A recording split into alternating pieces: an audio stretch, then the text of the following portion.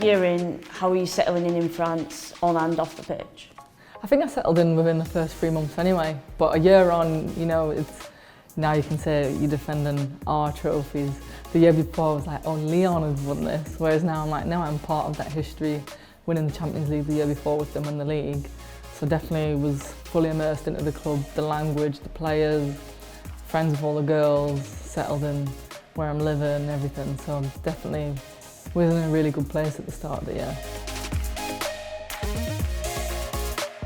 Wales kind of did this thing where they wanted Newport to be like a hostile environment and everything. It was actually funny coming to training and they'd moved the line in, so they'd made the pitch smaller as well. But like, I think they did it as a, you know, to try and put us off our game, whereas we kind of found it quite amusing in a way. The atmosphere at that game is a game I remember because obviously I'm taking throw-ins, I'm playing right back, and I'm right on the edge line next to the Parisian fans, and they're throwing toilet paper on the pitch and stuff. Me and the right winger we're not getting hit by anything, but it's just trying to intimidate us. They were chanting when we came out on the pitch. It was a game that I really enjoyed in that respect. Brazil, did you think it was a penalty? Funny enough, the referee for that game, she came up to me in the next game and said, oh, I'm really sorry, it wasn't a penalty. I remember even arguing with Martin. She was like, yeah, it was a penalty. I was like, I literally was not a penalty. But I guess that's part of being a defender. People don't know, but I actually played in midfield in a training camp, but it was kind of a hush-hush thing. He told me a few weeks before, yeah, you're going to play in midfield. And I was excited. Although Megan Rapinoe and Tobin Heath play on the wing, they come in a lot. So I was kind of involved in all of their best players with the three in midfield, the wingers are coming in, so it was exciting, and I mean, we got a good result. It felt good to finally kind of stamp our foot down and win a trophy, and against top teams as well. That made people realise that England were a good team and we're kind of here to stay.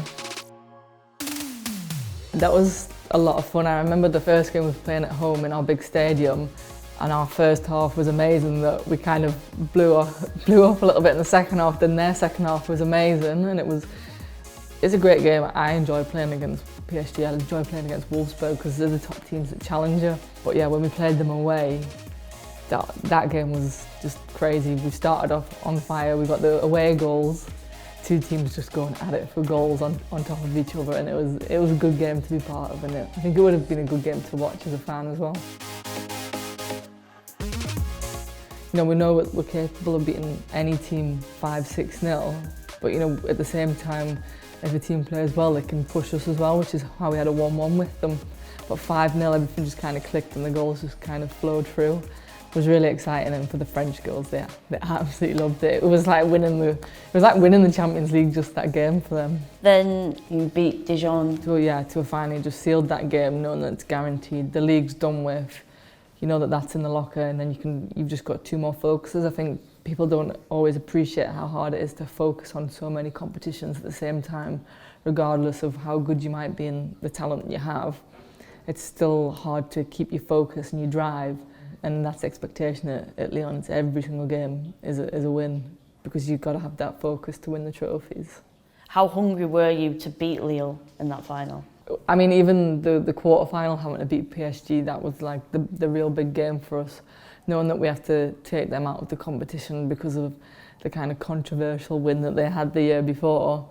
And yeah, for me personally, to get my hands on that trophy, that was the trophy that I was missing in terms of the French league. So it was good to kind of tick that box and get that done.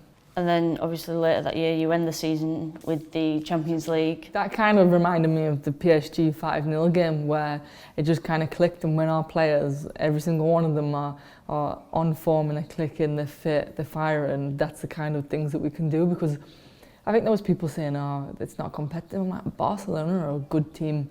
You know, we struggled against them last year in the Champions League, narrowly beating them. But I think we were so focused and so honed in that it just clicked. Everything went together, and within that first 25-30 minutes, it was game over, game done, job done, and get through the 90 and pick the trophy up.